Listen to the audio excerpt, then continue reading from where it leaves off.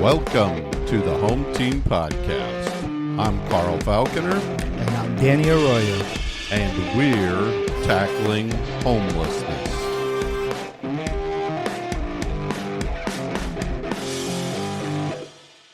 Today in our podcast, we will discuss two of our passions, football and ending homelessness.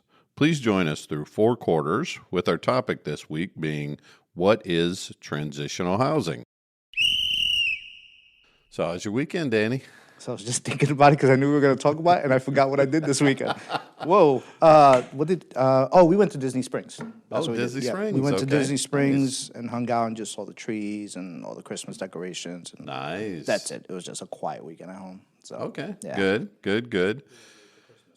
Trying to think of what I did this weekend. Worked, I think, yeah, because we had the HUD-NOFO going on, so I was trying to get some work done, and yeah, that was pretty much it. Hung out, watched some football, of course, as always, but yeah, absolutely. Our lives are so eventful. Yeah, exactly. That's right. Yes. Yeah. They definitely are not going to do some biography on me or anything. Definitely not. It's going to be very boring and people would shut it off after a few What they minutes. do, football. That's it. Football. That's it. Exactly. Football and work. That's it. There you go. Football, work. That's our football, lives. work. That's pretty much it. Exactly. All right. Well, we'll start it off as we usually do with the coin flip. So, Danny, call it in the air. Heads. It is heads, so you get to lead us off. All right. Well, welcome to our first quarter. I'm going to kick off by defining our topic of the week, and then we will cover some news headlines and announce the results from last week's home team locks of the week. So our topic this week is transitional housing. Transitional housing refers to a temporary structured living environment designed for individuals or families who are experiencing homelessness, fleeing unsafe situations, or recovering from major life disruptions. Unlike emergency shelters, transitional housing offers people a stable place to live for an extended period, usually several months up to 2 years, while they work on rebuilding their lives. It is meant to be a bridge between homelessness and permanent independent housing. Residents not only receive a safe place to stay, but also have access to a wide range of supportive services that address the root cause of their homelessness. These services may include case management, mental health support, substance abuse recovery programs, job training, educational assistance, childcare, and help securing long-term housing. The overall goal of transitional housing is to help residents achieve stability, develop skills, gain financial independence, and successfully transition into permanent housing without returning to homelessness. It is especially common for people who need a period of healing, recovering, or adjustment before being ready to live on their own. So, in my experience, what I've seen with transitional housing is that this is one of the trickiest types of programs or types of housing to be able to run. And the reason is because of the vast time difference that someone can be in transitional housing. Yep. You know, as you read here, several months up to 2 years. So I've seen transitional housing programs be as short as 3 months. And then I've seen transitional housing programs go all the way to 2 years and then sometimes even extend beyond that in some circumstances. I think it gives the person that's in whatever situation they're in that time frame to work individually on their own goals, on their own, what the end result is for each person. It's not like you got 6 months and that's it, we're done. Right. Every single, family or individual is different. So I like that it spreads it that far out. And again, it depends on the person, the situation they're in, and kind of where they're at, Yeah.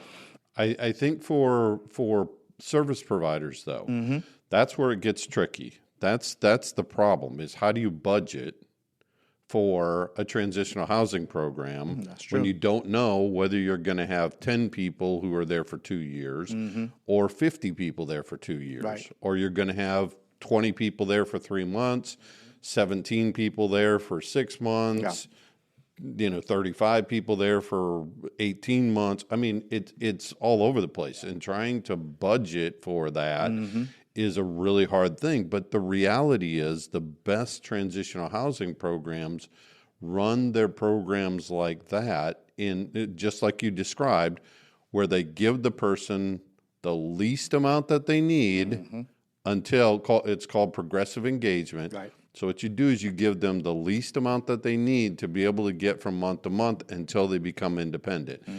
And the problem is you never know from month to month what that's going to be. So one month, you might start out where somebody has a job. They come into your transitional housing program. They have a job, a full-time job, and they're paying 80% of their rent, right? Right. So they do that for the first 3 months, and then they lose their job. And then in the fourth month, all of a sudden the program has to pay 100% of their rent because they're without a job. And then in the fifth month, they pick up a part-time job, and then they're paying 50%. And it's really hard to budget, but it's also it takes a lot from the case managers to really flex back and forth on that progressive engagement because and for the case manager to figure out when they're actually ready. That's exactly the other right. thing. Yes. Because if we see that the person is kind of jumping, they lose their job, like you said, and then it's not a steady income coming in. That's so right. the case manager has to decide, okay, how many more months or a year am I going to give this person to be actually stable to That's then right. move on their own? So you bring up a great point. Is how do you judge their stability, and how do you know that they're ready to move on to other things? And the other thing about transitional housing, which is different than rapid rehousing, which we've talked about before, is transitional housing is usually in a separate setting. So it's usually in one site. It's more congregate usually. And it's a site-based kind of project, whereas rapid rehousing is out in the community. And that's even a harder transition because somebody can be stable, doing really well in a transitional housing program, doing great, and then they have to move out on their own, and all of a sudden they have to relearn all of those skills. it's again. a culture shock, pretty much. Yeah, absolutely. Yeah. Because it's different to budget, when you're someplace in a structured environment, than it is to budget when you're out there on your own in your own apartment. Right. I mean, it just is. Yeah, because you're on your own. You pretty That's much right. you have to fend for yourself and make sure you're paying everything on time and Exactly. putting food on the table and all that stuff. Exactly. So it's a tricky one. This one is tricky, and I've not seen a lot of people do it really great.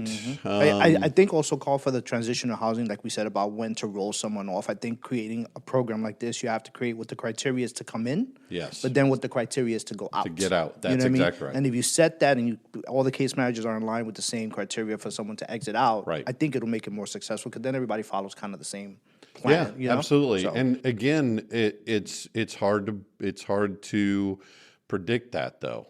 That's the hard part because, like you said, even if you predict who's coming in, what the criteria is for people coming in, you don't know how they're going to react once they're there. Exactly. And like I said, whether they need 3 months or they need 18 months. Right.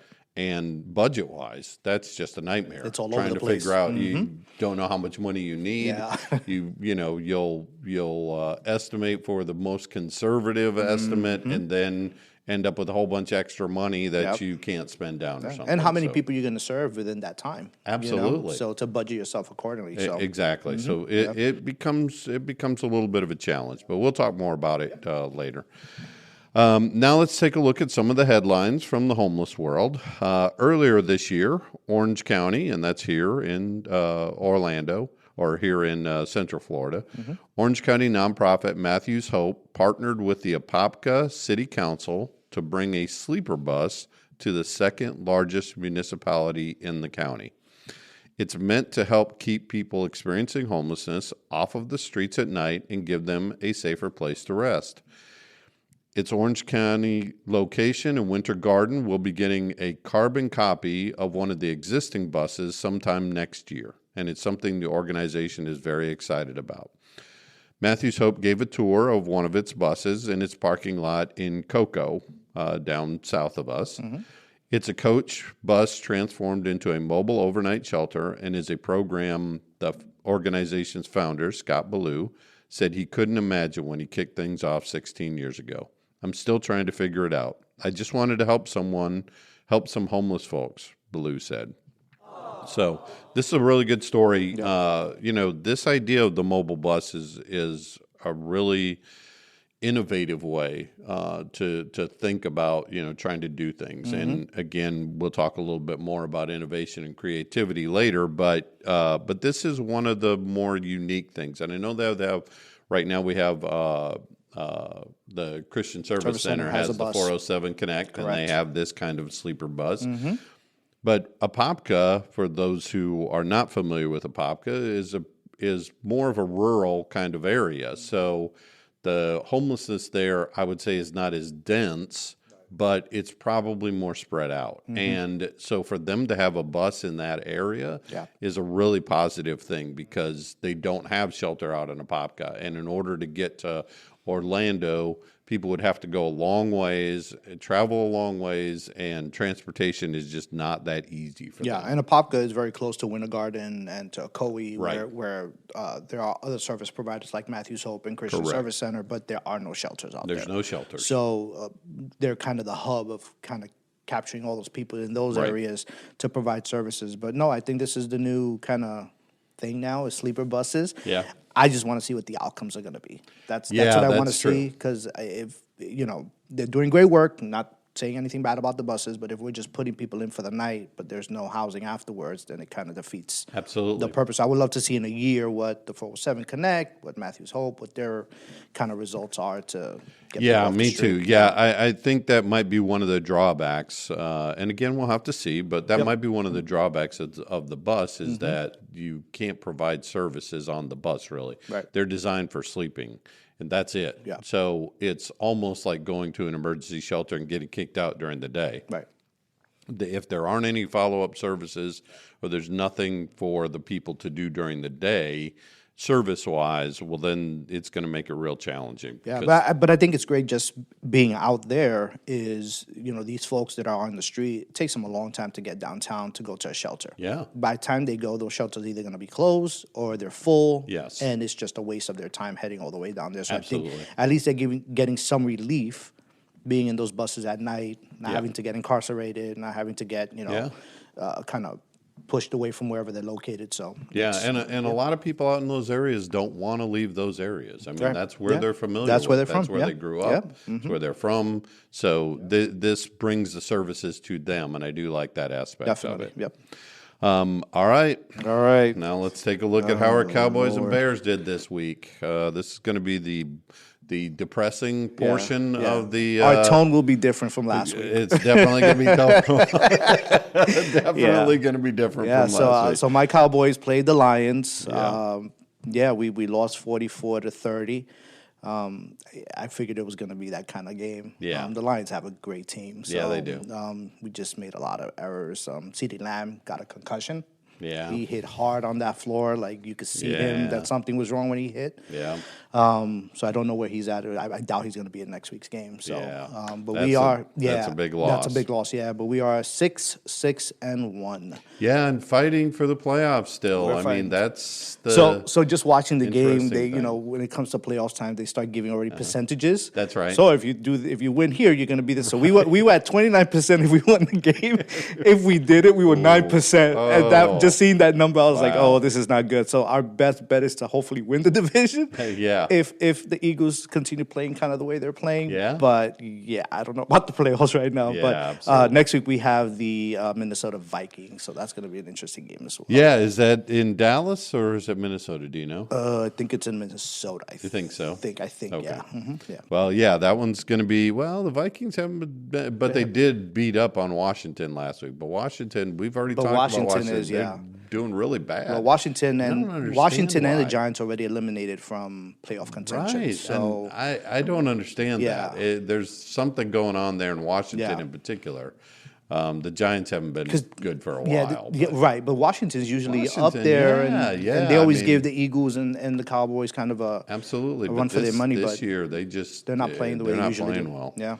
All right, your Bears. And then my Bears. Yeah, we tried to do what we've been doing, Danny. We waited until the end to try and pull out the victory, and It was not good. Again, it's one of those games that to the last couple of seconds. Minute. Yeah. And the thing is that's the thing that the Bears have to understand is that against good teams, you're not going to have that opportunity to be able to pull these games out. You've got to get ahead of them. Yep.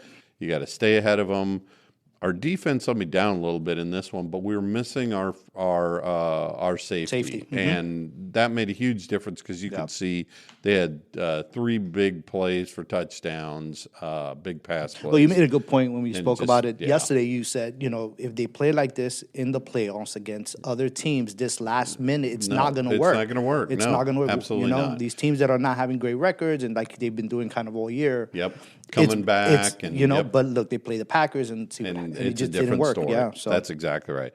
So next week we have another good defensive team, not necessarily offensive, although the Browns have been playing pretty well. Good. So we play the Browns. Hopefully we can get a victory here because it's going to start slipping away. You talked about the playoff opportunity. Yeah. So we went from first in the NFC to now 7th in the NFC, which means we're on the bubble of losing out to the playoffs. From one game. Just from one game. One game. And it's because the NFC is really competitive this year. There's some really good teams with some really good records. And so we got to get it together. I mean, if we don't, our defense needs to play better. Hopefully we'll get our safety back. Are they at Chicago or that? I think it's at Chicago? I believe, this week. Yeah. All right. So hopefully. And I know they're playing the Packers again in like 2 weeks. Next week after Cleveland. And that's going to be at home as well. And that one will be at home. So we'll definitely. A couple of important games coming up. Really important games, absolutely. We're going to need,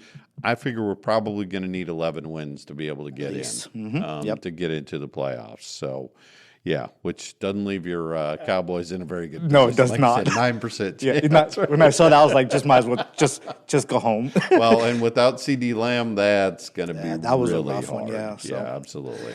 We'll see what happens. Okay, so that wraps up the first quarter. We'll be back after this break. Hello, I'm Daniel Arroyo, Vice President of Programs at Pathlight Home. If you're new to our mission, welcome. We're dedicated to changing the lives of those experiencing homelessness and hardship through housing, support services, and career training. What began as one dream for a compassionate solution to homelessness has become a reality. Since our funding, we've provided housing for more than 8,000 people, offering shelter, opportunity, and hope. This month, as we honor National Homeless Awareness Month, we are also kicking off our end-of-year campaign, a time to come together and give back. Every contribution, whether monetary or in kind, directly supports our residents and the community we serve. No gift is too small to make a difference. As we celebrate our journey from dream to reality, thank you for being part of this mission. Together we can make the dream of ending homelessness a reality in our community.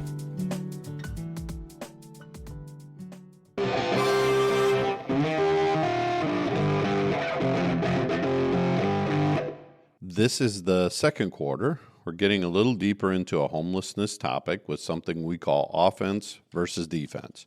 We will each take turns discussing some opposing viewpoints of our topic this week. The question we ask this week is it better to serve less people with more money or not? Please remember that we are trying to show both of the sides of the issue. These do not necessarily reflect our individual stances on these positions. So, is it better to serve less people with more money? Danny, you have the pro or the offense, so you say yes. Let's hear what your arguments are. All right, so number one, there is a higher likelihood of long-term housing stability. More funding per person usually means you can cover deeper needs, long-term rental subsidies, quality supportive housing, mental health services, case management, transportation, and follow-up care. The result is people are most likely to stay housed and avoid returning to homelessness. Number two, ability to serve individuals with the highest needs. A small percentage of unhoused people have the most complex challenges: serious mental illnesses, chronic medical issues, substance abuse, and past trauma. Intensive, expensive interventions like permanent supportive housing are proven to reduce crisis service use and stabilize this group. Number three, cost savings for communities in the long run. So although the upfront cost is is high per person, research consistently shows that deeply supportive housing reduces emergency room visits, jail stays, and shelter use. The result is fewer long-term public expenses. And finally, better quality and consistency of services. Smaller caseloads allow staff to provide individualized, consistent support. This increases program success rates and improves people's experiences. So, Carl, All right. you have defense. Right. I have the defense, or no. Fewer people get help. The biggest drawback, obviously, to serving less people is that the limited funds means fewer households are served. While some people get intensive help, many more remain unsheltered or in shelters. It can leave people out who would succeed with lighter assistance. So not everyone needs high-cost, high-intensity services. Some could quickly exit homelessness with small rental assistance or short-term help.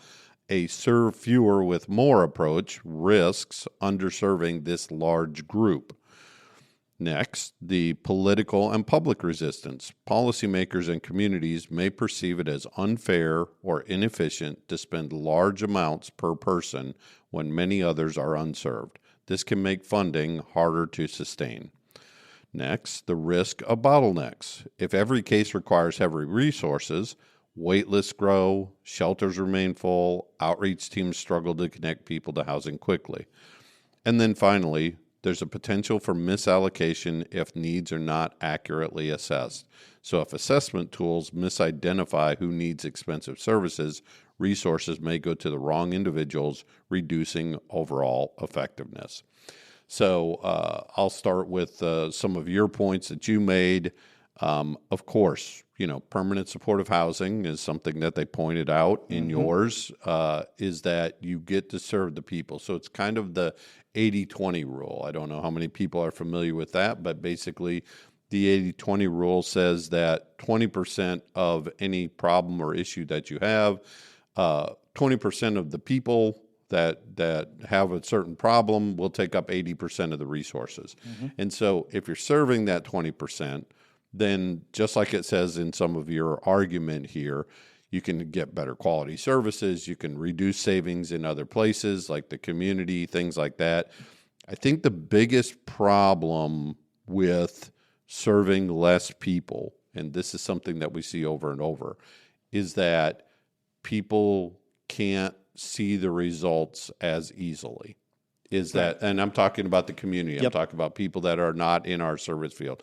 And look, this is a question that we struggle with every single day. Our service providers and our communities and our systems struggle with this every day. Do we try to serve more people, or do we try to serve people with bigger issues and harder issues, which is going to be more expensive? And so we have to try and go back and forth between these things, trying to serve people who have more severe issues, but also trying to help the people who don't have those severe issues. Yeah, I'm back and forth on this because we want to serve everyone, right? Yeah, we want absolutely. to get everyone off the street. It doesn't matter who you are. We want you off the street. Yep. But we see that when there is, we talk about case management here and caseloads. How much is too much for a case manager to provide the best service? That's right. To get them where they need to be, get them housed, provide all the services they need. But then you kind of lose track of that person, or it's, you have a caseload of 30 or 40 people. How much one-on-one are you giving that person who needs it the most? Because like you said, some people are more severe than others and need that more of that attention. Yeah. But yeah, I think it's kind of back and forth on it because, again, we want to serve everyone. Yeah, we want to get everybody in, but but it is expensive, right? It is expensive to serve everyone. So, and I've seen some models, which I think are some of the better models, where they actually are trying to mitigate this question or these resources. And what they do is they basically assign, when they do an assessment with someone, they assign them a level. Let's say, higher acuity, lower acuity, whatever let's say it's a number system, right? 1 to 5. So the people that are 1s need less help. The people who are 5s need the most help. And what they do is when they come into the program, they assign them to case managers, but they make sure that case managers get a mix of those. Right. So they might say, look, we're only going to give you 3 5s, but we're going to give you 10 1s. and then we mix that.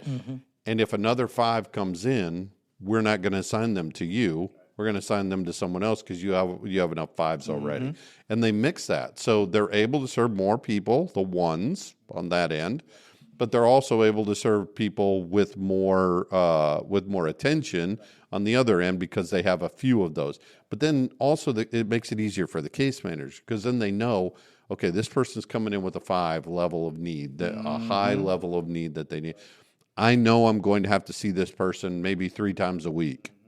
But if someone comes in with a 1 immediately, then I know I'm only going to have to see this person once a week. So they develop their case plans with the individual. And we have that here with our case managers. When I talk to our director of housing program, we talk about her caseload and her staff's caseload. Some of them, she's like, we see them like once a month. They're good. They don't need us. Yep. They're good. They're taking care of what they have to do. And then there's others that are in their office every other day with some type of need, or they're struggling with some mental health, or they're off their meds. And so I think they kind of do that. They assess their own clients because they know them better than anybody else, right? Absolutely. And they know, like, okay, here comes Carl. Carl's gonna need something, or let me go check on Carl because I haven't seen him in a month and he's busy working and doing his thing. So it's hard. It's hard to. Absolutely. And I think it made a great point though in my section for the no's is it's the accurate assessment because that's a huge part of this. Yeah. If we can assess or get an idea of what people really need, and again, this goes back to the transitional housing discussion that we had as well, is if you can assess as quickly as possible what a person or a family or whoever you're serving needs. If you can get that accurate, the more accurate that is, the better you're going to be able to serve them on the front end. And if we can get them served on the front end as accurately as possible, then there's a good chance that they're going to be able to get on that back end a whole lot faster. I think kind of what you said earlier about the community and seeing, okay, well, you got this great program, but why do we still see, all these people 200 people out on the street? And but again, it goes kind of the bottlenecking that you said about the shelters are remaining full. That's right. Outreach. I mean, they struggle just to find housing for people. So you want to serve less, but it's going to be harder for those out there who are trying to get people housing. That's absolutely right. We're limited, which they are now. Yeah. They are now in finding housing for people. And I think that's one of the myths that we have to deal with from the community often is someone sees somebody out on the streets and they try to refer them to a service, not understanding what the services are or how the system works. They try to refer them and they can't get in. And they don't understand. Hold on, I've got a homeless person here, a person who's sleeping on the street, and I'm referring them to services and they can't get in. Yeah. What's the issue here? And sometimes they can't get in because of eligibility. I mean, when your system is overwhelmed with permanent supportive housing, there's a very specific criteria for that permanent supportive housing, and it keeps people from getting into that housing sometimes. Yeah. But then on the other end, it's like, well, but the reality is this person might not have greater needs than another person who happens to be sleeping. I was just going to say the same thing you said was people in the community think that they refer and we talk to you and you're housed. You automatically get in. It's absolutely. Very difficult to get people into housing. Take the whole housing unit aside. It's the start of the conversation, getting them assessed, figuring out what their needs are to get them in. And I think a lot of people think, I refer them over. Why are they still on the street? Because it's not that easy. It's a process. Yeah, absolutely. And we want to provide the best service for them to make sure that we're putting them in the right place, getting the right services. So, again, it's that education of learning. It's not that easy. No, it isn't. And again, we understand how it's frustrating for the community. Yeah. But again, and ultimately what it comes down to, and we've talked about this multiple times, is it comes down to the scaling of resources. Exactly. Look, if we had enough resources for every single person that was out on the streets, well, then it wouldn't be an issue. Then it would be on us, because if you made a referral to us and we couldn't put that person into housing or shelter, whatever the case is, then that would be on us. But you take places like New York, right? New York, and we've talked about this before. Yep. They have a right to shelter in New York, which means that everyone who gets referred has to be referred to a shelter. Yep. but I'm not so sure that system is working really well. I don't You think it know, is either, yeah. They're overflowing into hotels, and they're overflowing into Mm-hmm. all kinds of other shelter spaces, and trying to figure out how to get everybody Right. shelter beds. Yeah. But at the same time, spending a huge amount of money Mm-hmm. on the individuals, because again, they're not really assessing people based on what their Right. needs are. Yeah. It's just, you have a shelter need, you have to get into shelter. I'm not sure that's always Yeah. the best way to do it. Yeah, and I think also for those that are listening and saying, well, then why refer? Refer, so we can Oh, start the absolutely. process. We could start the conversation, because there might be someone out there who hasn't spoken to anyone in a year That's or more, exactly right, or someone yeah. who's never been in the system. So we could start that conversation, start the process to find out what to do with them next. So Well, and we talked about, and we're going to talk more about the point in time count Yes, later. yep. This is a good place for us to get a better understanding of what our system needs to look like when we go out there, and we can interview people, and we can talk to them about what their needs are, Yep. and we can see the group as a whole, every person experiencing homelessness in our area. Yep. Then we can start to say, okay, look, when we did the interview, we had this many people who had these issues. We had this many people who had these. Yep. We need to adjust our system that way. And that's the way it's supposed to work. Yep. Is we're supposed to be able to take that information and adjust our system to what the actual population of people who need. just to start the conversation, start something for us to work with, especially if someone who hasn't even been touched by anyone. absolutely. I mean, if that one conversation starts something different for them. Yeah, you know? absolutely. And it gives them some hope and something that, and it's going to take a while, but at least we started a conversation. Absolutely. With them. So, And we talked about outreach, and that's where outreach comes in. Is outreach, you're right. They often get frustrated because they can't make referrals. Right.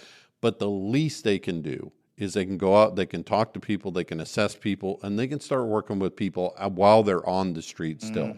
So we definitely want more referrals. We want to know where everybody is and what their needs are as much as possible. So now we'll talk about Pathlight Homes' position. We believe that the best systems and agencies find a balance to serve more people and people with more severe issues. That's why the breadth of services and housing types is important to help everyone have access to housing. And again, it comes down to that scalability. Is if we can scale our services so that we can serve a larger group of people, then that's where those referrals become more and more valuable. Yep, definitely. So. All right, so we've made it to the halfway point, and during halftime, we want to take a moment for fan interaction and highlight an inspired quote related to housing and homelessness. So, All right. Paul, you have the questions. That's right. Let's start by hearing from our listeners. Our first question today comes from Heather. As the holidays approach, what are the top item donations you need for your residents? Danny. We need to call Gigi in here for this. So, no, I think, she's the expert at that. But That's right. no, I think now for the holidays, and not just for our residents, I'm going to switch a little bit, but also the community. I think it's getting cold. Yeah, So, absolutely. Jackets, socks, Absolutely. hats, all of that. For our residents, I think just a nice gift for their unit. Yeah. A nice gift for their unit. Absolutely. We do stuff for them here. We have Christmas parties. And We do. We buy them gifts, and just the appreciation they show, not just everything we do all year, but just for that one day of Christmas. But gift cards. I mean, gift cards. Absolutely. We have someone who is who's here in our kitchen who is donating a bunch of gift cards to our residents, which is That's fantastic. great. Yeah, absolutely. So any little bit helps, gift cards to Walmart, gift cards, but especially the community is those cold items that we definitely need, blankets, and so yeah. And also, now's the time we're doing our annual fundraiser, end of year fundraising campaign, and so obviously dollars that are coming in, and again tax deductible because we're a 501c3, so we want to remind people now's the time to give those dollars and really have an impact on what we're trying to do here. Again, for the rest of the year, because we'll be able to use those for anything that residents need. Anything and to they fill need. those gaps, basically. Oh, definitely, yeah. All right, so our next question comes from Joe. Why aren't more faith-based programs involved in getting people housed? That's a good question. Yeah, absolutely. So I think that faith-based organizations are involved. Okay. To a point. Uh-huh. To a point. They do food drives. They do I would agree. clothing drives. Sure. But I think they don't fully understand what housing is and Right. what that approach is. Yeah. And I think with us, we're trying to reach more faith-based organizations to Yes, partner we with are. us and to learn a little bit more about what we do, and the barriers we find. And, Right. and again, referrals, because they do see a lot Yeah. of people who are homeless, especially when they do cold nights, during hurricane Yeah. season. And but I think it's just education of learning what we do, what resources they have, because they have a lot of people in their Yeah, they do.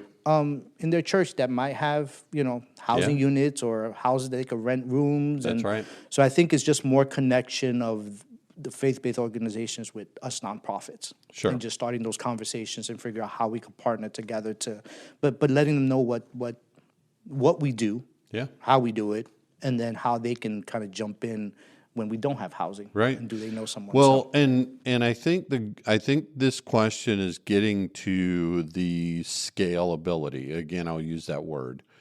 Is think of how many churches, synagogues, mosques, any faith-based groups are out there in our communities. We have tons of them. And if every faith-based organization, if every church, if every synagogue, if every mosque, if every faith-based, unit out there took on one person or took on one family or took on whatever, we could really put a dent in homelessness here. But I think you brought up the good point, though, is they're not professionals. So they don't know. We see, like you said, we see good things happening from faith-based organizations, but oftentimes it doesn't have the impact that it could have if they were partnering with professional organizations. Again, we have some really great relationships with some faith-based organizations, and we want to have more relationships with them. So previous employer that I had, we had satellite locations. One of our locations was based at a church, and we had case management there that provided prevention. Yeah. But also housing as well. So we had people going to the church to get food, to get clothing, and then they were getting referred to that case manager to kind of start the conversation. And that was a nice collaboration because it not only educated the church, but it also gave us more resources when we couldn't find things. That we would go to them and they were like, well, I think I know this person. Let me see if I could connect you. Right. But we had them in an office at the church providing those services. And some of the best places that I've seen where churches really can get involved is volunteers. Definitely. Is we always need more volunteers. And the more volunteers we have here helping us do that professional work, the better we can do our work. You talked about the attention that people need, especially people with high acuity and high needs. Is the only way we can do that is what I call the Disney model, which is where we have more people on site than we need to have on site. And volunteers can help us fill that gap. They can help us come in and help us do all kinds of different things with people. But I think with us also, I think it's not just them volunteering with us. We need to go out to them and volunteer for them. That's true. To be there and set up a table to talk to people that are coming through. That's true. And see what. So I kind of both ways on it. Yeah, I absolutely agree with you because you're right. Getting out to the satellite locations is a huge part of it. Yeah. But you've got to have those churches that are willing to do that, and they've got to have people there because we can't just go to a church and just I'm setting up a table. show up on a Tuesday morning or something. Exactly. They've got to have staff there. Yeah. I mean, they've got to have these things like this. But I think it's just really partnering more with the professional groups, the provider agencies, and learning where the biggest impact is from that they can have. Because again, if it's a small church and they have a small group of people, then maybe it's volunteer opportunities.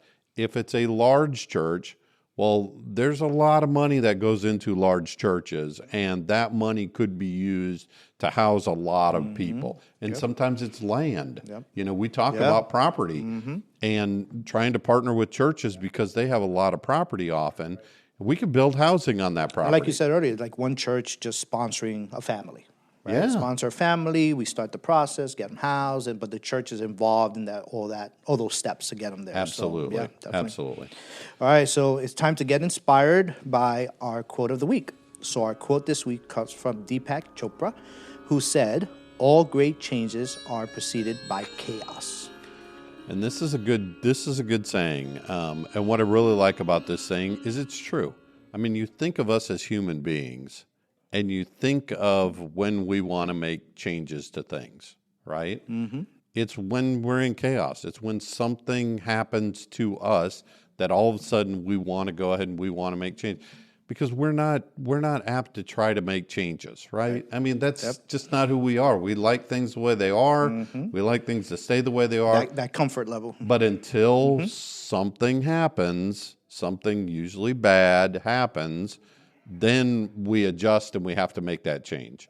And with the people who are homeless out on the streets, that's their bad moment. That's their chaos. That's their chaos.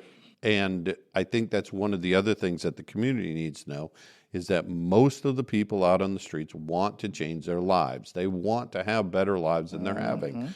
The problem is sometimes they don't know how. We talked again about the access sometimes to different services or different things that they can get in. But overwhelmingly, when I was doing street outreach, that's what we found is that people really did want to change their lives. They just needed some help in trying to do it. We say it all the time. Nobody wants to be on the street. No, I mean, that's just they don't. Obvious, but they are in chaos. Yeah, absolutely. And you know, that's what the outreach team does. That's what we do. We try to provide changes for them to get them off the street. So yeah, absolutely. And I think COVID was a perfect example of that. So that's kind of where my stories come from is, you know, during COVID, we learned a lot of things during COVID. And to me, the most valuable thing for our industry, for the homeless response system during COVID, was that we have way too many rules and way too many barriers for providing services, which just magically, Danny, got dropped. Exactly. When all of a sudden when COVID showed up. Yep. Now you have to go visit people 6 times a week. No, you don't have to go visit people 6 times a week. You know, we can't do, video conferencing. Right. Oh, yes, you can do video conferencing. You Zoom. And all of a sudden, you've got people who are hundreds and hundreds of miles away from each other having conferences and having team meetings with each other. And I'm like, how stupid were we? Yeah. Making people drive an hour, sometimes an hour and a half, to go to an hour-long meeting when, in fact, we could have done it by video the whole time. Yeah, I think COVID changed a lot of how us in nonprofit looked at how services were provided. That's right. And how we had to adjust. And we used to say it was like organized chaos. Yeah. You know, it was chaotic, but we were organized, but we were trying to figure out what to do. At that time, I was working at a shelter, so just imagine 500 people in a shelter. Yep. And we were building walls, and we were building, I mean, it was just insane, and it was chaotic, but we made the changes in order for it to work so we could serve the population that most vulnerable. That's right. Out in the street. So, and it and I bet you waived a lot of rules. And, we that you had in place. You were like, we waived a lot. Why do we have these rules? Yep, we waived a lot. And you start looking at that, and then after COVID, kind of subsides a little bit, you ask yourself, why would we go back to having those rules when we didn't need them this whole time? They were unnecessary. Unnecessary, absolutely. Yep, definitely. And that concludes our halftime. Please stay with us after this short message. Hello, I'm Gigi Ramirez, the Senior Director of Fundraising and Engagement here at Pathlight Home. For over 30 years, we've helped more than 8,000 people transition from homelessness to hope. But when someone moves from the streets to their own home, they often have nothing. That's why we provide immediate essentials, everything from bedding and food to soap and cookware, to help them truly feel at home. Beyond housing, Pathlight offers career training and supportive services, like our 12-week culinary program, helping residents gain skills, find jobs, and rebuild independence. You can be part of the story. Volunteer your time, donate essential goods, or become a monthly Pathlight hero, ensuring every neighbor has a chance to thrive. Visit pathlighthome.org to donate today.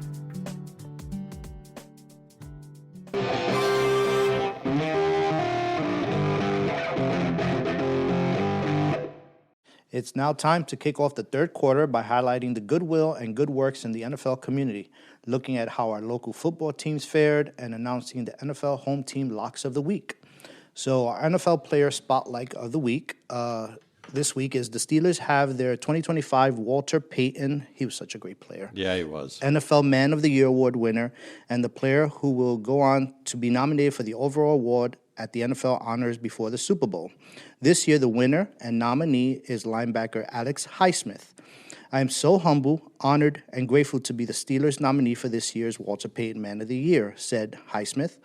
I truly believe that God has given me the platform to be a blessing to others, especially in the communities that I love. Walter Payton is one of the best football players of all time, but his true impact and legacy are felt today through the way he lifted up his community. I'm grateful to be able to make an impact off the field as he did. He established the Alex Highsmith Family Foundation in 3 places: Pittsburgh, his home of Wilmington, North Carolina, and Charlotte, North Carolina, where he played his college ball. The foundation helps kids through fitness, education, and community. Those programs have included the annual Alex Highsmith Youth Football Camp, which began in 2021 and has helped more than 100 young athletes. Along with all of his work with his foundation in 2024, Highsmith helped those in need in Pittsburgh after a fire tore through a homeless shelter. The residents of the shelter had nearly all of their personal items destroyed, and Highsmith stepped in to provide the shelter with new clothes as well as serving dinner to each resident. Since then, Highsmith has visited a Pittsburgh homeless shelter each month. That's fantastic. And back. again, talk about chaos and helping people. Mm-hmm. You know, they had a fire, everything was destroyed, and people stepped in. You know, when you have the means and you have the ability to do so, you give back. Yeah. And again, Danny, I'll echo your sentiments. Back to the hometown, back to their college football playing place, and then obviously where they're living now. I mean, it always comes back to that. It's great because they have a platform to just not only just give, but also raise awareness. That's right. For those type of causes. So, and again, based on our last conversation, you know, a lot of these people are doing this based on their faith. Mm-hmm. And I think that's a huge thing that faith-based organizations, churches, synagogues, mosques, like I said, need to really ask themselves are we doing God's work in our community? And what can we do to do more of God's work? Obviously, helping individuals in need is a big part of that. Yeah. All right, Mr. Call, fantasy football. Oh, my gosh. I could have sworn last week you said Trey McBride, 11 points. This is, I mean, come on. He's surely going to get this. It was a given, Danny.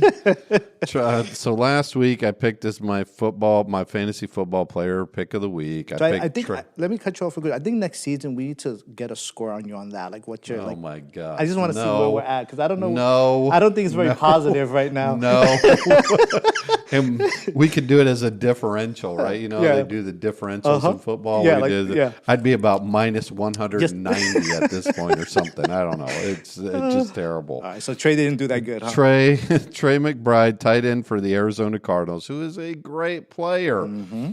And by the way, they were playing the Los Angeles Rams. And as even more perspective, they got blown out by the Rams, which usually means that players like Trey McBride have huge gains because they're trying to catch up. They're passing the ball all the time. They're doing all that. Mm-hmm. He was projected to get 11 points, and he scored 5.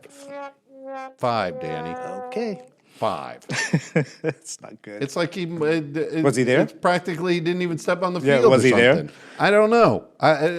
He got 3 points for attendance. I guess maybe. I don't know what happened. I don't know what they were thinking. All right. We're going to try it again. Here we go. This week, my pick of the week is Trevor Lawrence.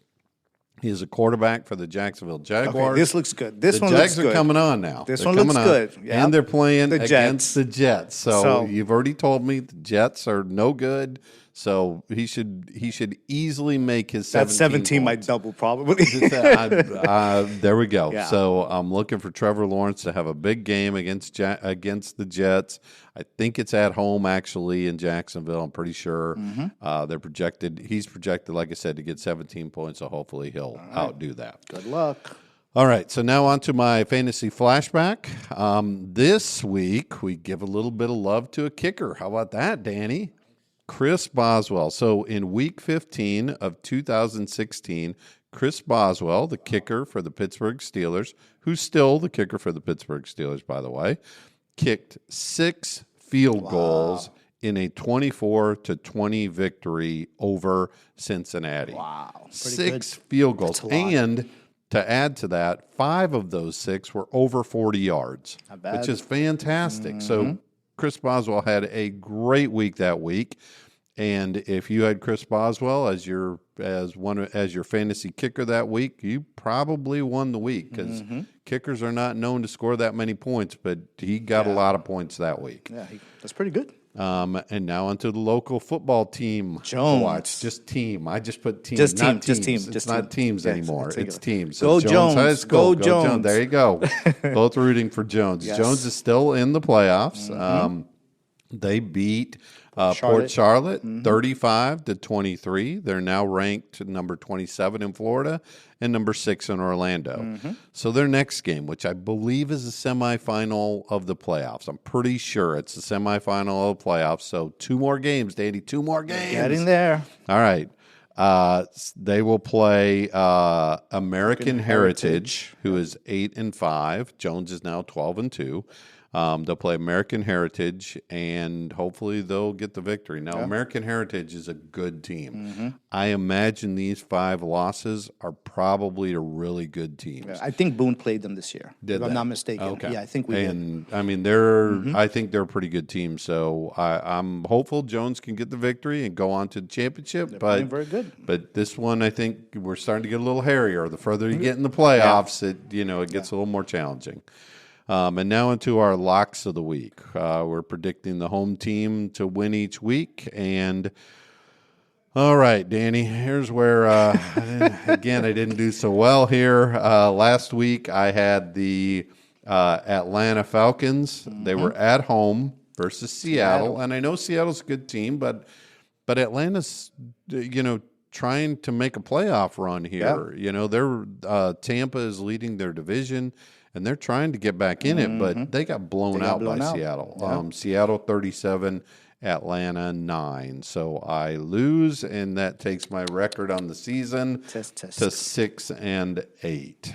So, Danny? So, Mike, I had the Commanders against the Vikings, and the Commanders got a big donut. It was 31-0. They got blown out. Like what we were saying earlier, the Commanders are not playing. Good for you, like Danny. the Commanders Right played. on. You picked it. Yeah, they got blown out. Yeah, they did. So my record is 8-6. Oh, you're opening up a lead over me, Yes, Danny. sir. And not many weeks left. I know, I got to get this straight here. Yep. So All next week you have. Next week I have Tampa Bay, who is at home playing Atlanta. This terrible team. So you went the opposite way. So I went the opposite way. I said, much. look, if Atlanta's not going to give me the victory, well, then I'm going to pick against them this week. Yep. And you I have the Bills against the Patriots. So that's going to be a fantastic game. So you got the Patriots at home, and that should be a really good game. Now, my brother is a Buffalo Bills fan. He's a huge Buffalo Bills fan, and he has been his entire life. And he tells me the Bills are going to beat the Patriots. So I didn't want to, jinx you or putting it out there or put it. But he said the Bills are going to beat the Patriots in New England. That's what he told me. All right, let's see. So I'm just letting you know. So if you get the loss, then we'll know he was right. Brother's psychic. All right, and that ends our third quarter. So stay tuned for our wrap up after this message. Hello, everyone. I'm Carl Falconer, the president and CEO of Pathlight Home, and I'm often asked by many in the community, what can I do to help end homelessness? I would like to invite you to join Pathlight Home's efforts. Pathlight Home is a 501c3 nonprofit organization in Central Florida. We currently have 560 units of housing that we provide to individuals experiencing homelessness, but we also provide additional support through employment resource centers and mental health services. We have a drop-in day center where people can come in from the heat, do laundry, get meals, all in preparation to get them into housing eventually and off the streets. Community involvement is key to the success of our efforts, and we love when community members want to get involved with Pathlight Home. There are 3 things we invite you to do to help. Number one, consider supporting us with funding. No donation is too small, and every dollar has an impact on our community. You can go to pathlighthome.org and click our donate button to contribute anytime. Number two is volunteering. We love to have volunteers come in and help us with any of our projects. We have ongoing projects and needs, but are also open to individuals and groups sharing specific talents in ways that build up our residents. Number three is take a tour with us. Come here to our facility and see what we do for yourself. It's the best way to get an inside look at what we're doing at Pathlight Home each day. We think it's important to understand the work it takes to fight homelessness and love the opportunity to meet community members who are passionate about the issue. We love our Central Florida community and are grateful every day for the continued support. And again, to get involved, go to pathlighthome.org. Thank you.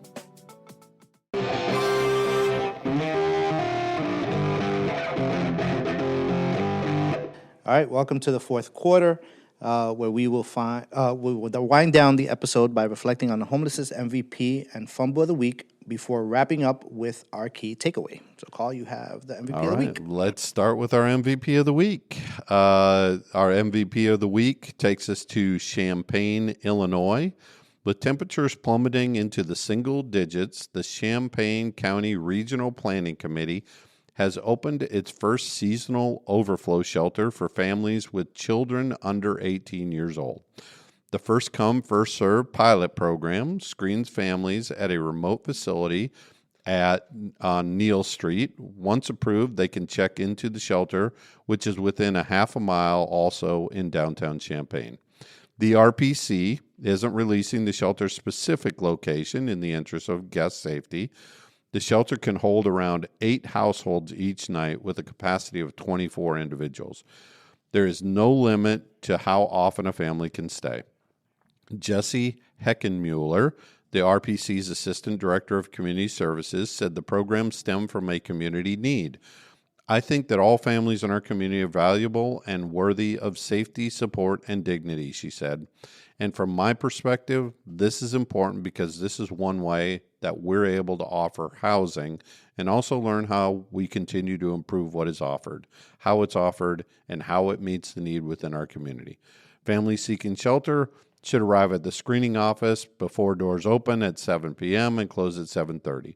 In August, the RPC received a $175,000 grant from the city of Urbana to maintain the shelter from early November to April. Support has also provided from the Housing Authority of Champaign County, other donors, and volunteers. We're really grateful that we were awarded that funding opportunity to do so, Heckenmuller said. In years past, the RPC bought hotel rooms for families, but stopped due to cost.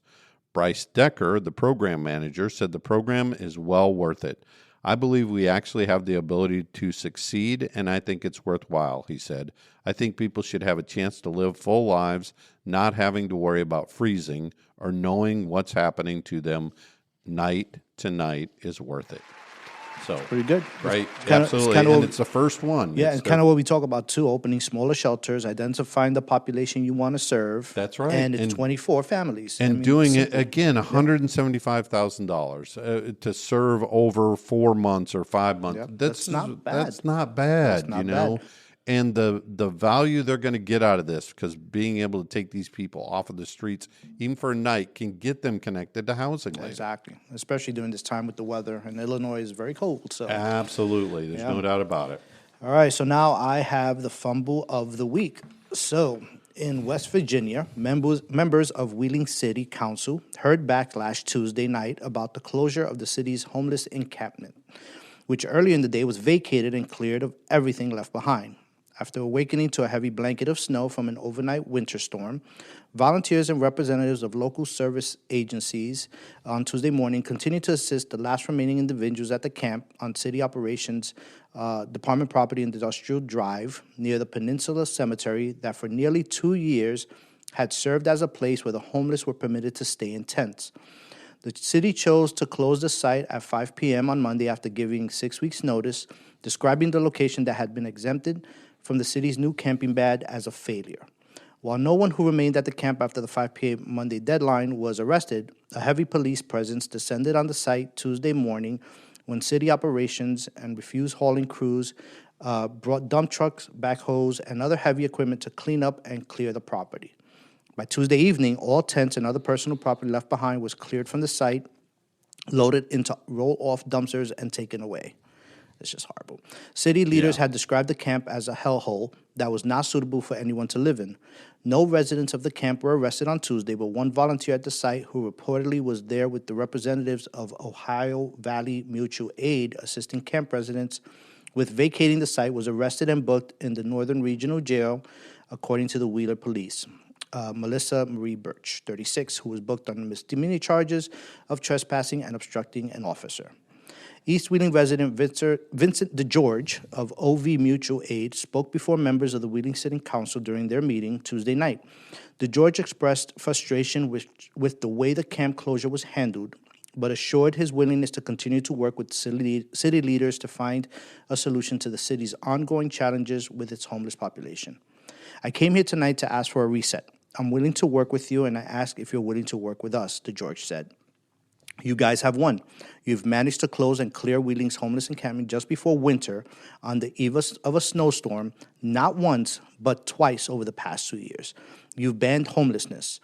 DeGeorge noted that the city has been sued by the American Civil Liberties Union in the past for its handling of homelessness issues, yet the city has stayed the course. Yeah, this one's a little different. I grant it. Look, they created a space where people were able to camp. Mm-hmm. They didn't like the way that it was being run. They didn't like the way that the outcomes that came from it or what was happening there, and they decided to close it down. But you can't tell me that after a significant snowstorm is when you're going to try to do this. You can make adjustments for things. Mm-hmm. The first part of this, I think, which is a fumble, is number one, okay, so the encampment isn't working. Well, what's wrong with it, right? What's the problem there? Let's solve what the problem is, not penalize everybody there for maybe not having restrooms available or maybe not having enough service providers on site or whatever the issue was. Whatever the issue was that they decided they're going to close this down, let's solve that issue rather than penalize the people who were staying there and just trying to live their lives. Yeah. And then secondly, you wait until, well, you don't wait. You have this on your schedule, and then a snowstorm comes in, and you tell me you can't bump this back? You can't say, hold on, let's reevaluate this a little bit because, you know, it's a bad time to be able to do this or whatever. I mean, it would be like a hurricane coming through an area in Central Florida. Exactly. And then all of a sudden we say, okay, now you got to leave the day after a hurricane blows through. Seriously? Yeah, and just you're calling it a hellhole. Then were you not overseeing it that you could avoid it getting it to that point? And what is it that you call a hellhole anyway? Because it probably wasn't as extreme as they're describing it, you know. Yeah, so and then the other thing is that they just came in with dumpsters and dump trucks, and now you're moving people out. You're taking some of their belongings, which is the only thing they have. That's right. And it's horrible. Just the worst. Absolutely. The worst. Definite fumble. Definitely a fumble. All right, and finally, here's our key takeaway for this episode. Transitions can be hard for people. Change can be hard for people. But when you have the feeling you should change something in your life, you're almost always right to do so. And very rarely do you hear people say, I knew I needed to change something in my life, but I was wrong and should have just kept doing what I was doing. I mean, very rarely, right? Yeah. Again, we talk about, and again, it's not just about homelessness. It's about change, and it's about people changing their lives. And sometimes it takes that significant, motivator to get in there and really get people to change their lives. Yeah. But that's what we're seeing with the people that we run into. These people are in crisis. They're in survival mode, and they're just trying to change their lives for the better. And and we approach them from that perspective. And I think if there's one message I want to give to the community, it's to realize that when people are out there on the streets, they're in bad spots, they're in bad situations. And so kindness is the first thing that you really need to show to people. Yeah, I tell my staff all the time, change is good. You just Yeah. have to be willing to accept it. That's right. You know, and be willing to accept the change. And it might work, it might not work, but you got to try it. Yeah, you got to try absolutely. it. And I think for those that we serve in the community, they're scared. Yeah, And they are going to get scared of change. They're going to get scared Sure. to be put, like we said earlier about transitional housing, being put someone into a unit and they now have to be responsible for their own rent. And That's right. it's scary for them, for Yeah. someone who's been on the street 2, 3, 4 years. Yeah. But with the proper services and case management and And all that support. support from That's not us, but like you said, faith-based organizations, and Yep. change is good. Yeah, change is good. absolutely. So that concludes our episode for the week. Remember, if you have any questions or comments for us, please email us at questions@pathlighthome. As always, we leave the last words for our beloved co-founder, the late Reverend Fred Maxwell. You would think I highlight all this stuff. I'm still dreaming. I'm still dreaming that we will become able and sufficient to increase the housing of homeless. This is merely a beginning.